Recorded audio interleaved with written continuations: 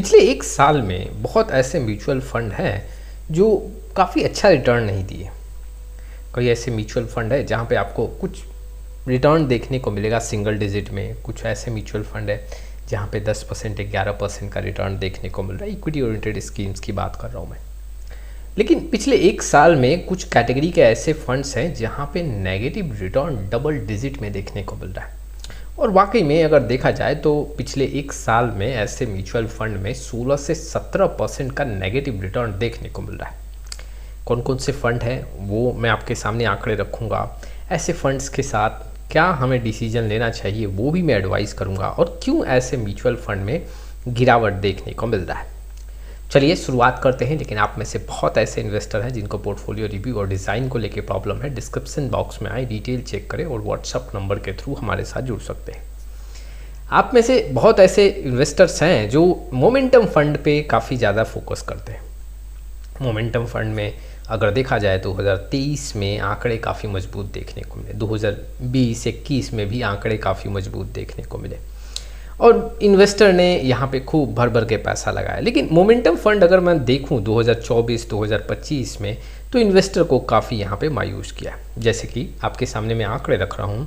Motilal Oswal Nifty 200 momentum 30 जो ये index fund है, यहाँ पे जो रिटर्न है पिछले एक साल में 16 से 17% का नेगेटिव रिटर्न है। ठीक बंधन निफ्टी 200 मोमेंटम 30 में भी 17% के आसपास, और आईसीआईसीआई प्रूडेंशियल निफ्टी 200 मोमेंटम 30 में भी यहाँ पे 17% के आसपास का नुकसान देखने को मिल रहा है। अगर देखा जाए तो ये तीन जो फंड हैं ये एक ही इंडेक्स को ट्रैक करते हैं, एक ही इंडेक्स में पैसा लगा रहे हैं, इसलिए आपको नेगेटिव रिटर्न भी आसपास ही देखने को मिल रहा है। अब पिछले एक साल में ऐसे म्यूचुअल फंड में नुकसान क्यों देखने को मिल रहा है? देखो, सबसे पहले ये समझना पड़ेगा कि यहाँ पे जो इन्वेस्टमेंट हो रहा है वो वैसे स्टॉक्स में हो रहा है जहाँ पे कुछ मोमेंटम देखने को मिले। मोमेंटम इट मीन्स कि वैसे स्टॉक्स जो काफ़ी तेज़ी से रिटर्न दे रहे हैं। वैसे स्टॉक्स के वैल्यूएशन से कोई मतलब नहीं है, बस वो पैसा बना के दे रहे हैं, वैसे स्टॉक्स में पैसा लगाया जा रहा है। अब देखो सिचुएशन क्या होता है, जब मोमेंटम को आप सेलेक्ट करते हो तो काफ़ी ज़्यादा पैसा बनता है तब जब मार्केट में एक रैली हो, एक पॉजिटिव रैली हो। जी हाँ, और मोमेंटम काफ़ी स्ट्रॉन्ग देखने को मिले तो वहाँ पे आपको पैसा ऐसे फंड्स में बनता हुआ देखने को मिलता है। लेकिन देखो, दो ऐसे कंडीशंस हैं जहाँ पे ऐसे फंड्स में या तो नेगेटिव रिटर्न होगा या फिर रिटर्न ना के बराबर देखने को मिलेगा। जब मार्केट जी हाँ एक ही लेवल पे अप्स एंड डाउन्स करे तो यहाँ पे चांसेस काफ़ी ज़्यादा बनता है कि कुछ भी रिटर्न ना बने या फिर नेगेटिव रिटर्न यहाँ पे बनता हुआ देखने को मिले। मार्केट में जब यहाँ पे मान लो गिरावट देखने को मिलता है तो एग्जैक्टली ऐसे फंड्स में यहाँ पे बहुत तेज़ी से दबाव देखने को मिलता है। ऐसा क्यों होता है? क्योंकि मोमेंटम स्टॉक्स में पैसा लगाया, जब मार्केट उसके अगेंस्ट जाता है तो वो स्टॉक धड़ल्ले में टूट जाता है और इतना नेगेटिव रिटर्न देता है, उसके चलते वहाँ पे पूरा नुकसान देखने को मिलता है। जब मार्केट रिवर्स करता है तो वैसे सिचुएशन में मोमेंटम जो स्टॉक्स हैं उसमें काफ़ी ज़्यादा गिरावट देखने को मिलता है और उसका ठीक असर ऐसे म्यूचुअल फंड पे देखने को मिलता है। चलिए कुछ आंकड़े मैं आपके सामने रखता हूँ, वैसे आंकड़ों से आप समझोगे। देखो, ये जो आंकड़ा है आप देख सकते हो 2020 से लेके 2025 तक का आंकड़ा है, और 2020 से 2025 तक आपको एक साइड निफ्टी 200 मोमेंटम 30 टीआरआई का आंकड़ा देखने को मिल रहा है। ये जो है ये एक इंडेक्स का आंकड़ा है। अगर आप देखोगे जितने मैंने फंड्स रखे हैं उसके जो बेंच मार्क्स है वो आपको निफ्टी 200 मोमेंटम 30 टीआरआई आपको देखने को मिलेगा। दूसरा जो यहाँ पे आप देखोगे जो एक निफ्टी 50 का यहाँ पे इंडेक्स का आंकड़ा है, जी हाँ ईयर वाइज, वो आंकड़ा मैं आपके सामने रख रहा हूँ।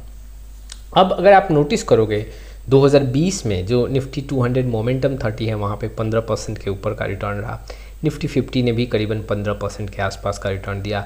2021 का आंकड़ा देखें तो 46 से 47% का रिटर्न हमें निफ्टी 200 मोमेंटम 30 में देखने को मिला, जबकि निफ्टी 50 में 24% का रिटर्न रहा। 2021 में अगर आप देखोगे तो यहाँ पे मार्केट काफ़ी तेज़ी से रिकवरी किया और यहाँ पे काफ़ी पॉजिटिव मोमेंटम देखने को मिला, जिसके चलते ये जो निफ्टी 200 मोमेंटम 30 है यहाँ पे आंकड़े काफ़ी अच्छे खासे देखने को मिले। 2022 में देखोगे तो सिंगल डिजिट का रिटर्न देखने को मिला। 2023 में अगर आप देखोगे तो यहाँ पे 34% का रिटर्न देखने को मिला। 2023 में अगर आप एक नोटिस करोगे तो मिड कैप और स्मॉल कैप ने भी अच्छा खासा रिटर्न दिया है। 2024 की बात करूं तो यहाँ पे 7% का नेगेटिव रिटर्न, और 2025 की बात करूं जो अब तक का आंकड़ा है वो 8 से 9% का नेगेटिव रिटर्न, जबकि अगर आप देखोगे तो यहाँ पे निफ्टी 50 पॉजिटिव है। तो एक चीज़ आपको नोटिस ये भी करना पड़ेगा, जो ये मोमेंटम इंडेक्स है, अगर आप इसमें देखोगे एलोकेशन, इसका आंकड़ा चेक करोगे, कुछ यहाँ पे इन्वेस्टमेंट मिड कैप के स्टॉक्स में भी है। अब मिड कैप के स्टॉक्स में जो इन्वेस्टमेंट है पिछले 1 साल 1.5 साल से वहाँ पैसा बना नहीं है। अब उसके चलते जी हाँ, ऐसे मोमेंटम फंड में काफ़ी अच्छा रिटर्न देखने को नहीं मिल रहा है। देखो, आपको एक बात और ध्यान देना पड़ेगा, मोमेंटम फंड जो हैं वो 3 साल 4 साल में 1 से 2 बार ज़्यादा पैसा बना के देंगे, बाकी जो समय होगा उसमें या तो नेगेटिव रिटर्न या सिंगल डिजिट का रिटर्न आपको देखने को मिलेगा।